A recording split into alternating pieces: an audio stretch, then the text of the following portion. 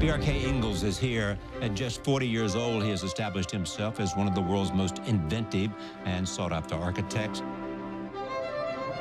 To see abstract ideas become concrete reality is all it's about.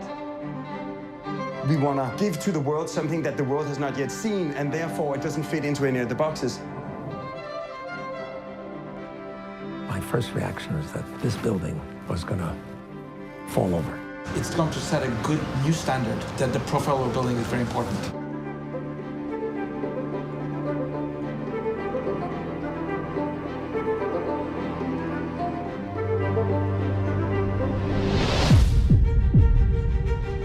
Jeg fik en hjernerystelse her. Så har jeg bare haft sådan mere eller mindre sådan ondt i hovedet.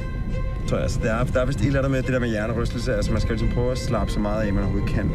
Men det er jo ret svært. It looks a little bit grey, right? Det er fucking lort. Det er rigtig dårligt.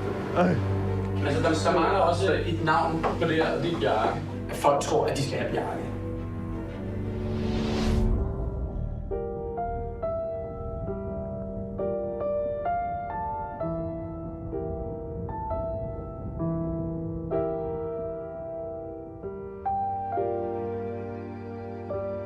Der er selvfølgelig en eller anden forventning om, at hvis vi laver noget på World Trade Center, så skal det selvfølgelig være noget særligt. Og jeg har sådan lidt angst over det, fordi nu skal det gå stærkt.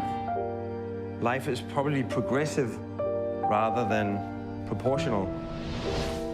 If this is where I suddenly become unable to contribute meaningfully, you almost just could sort of lie down and wait for everything to be over.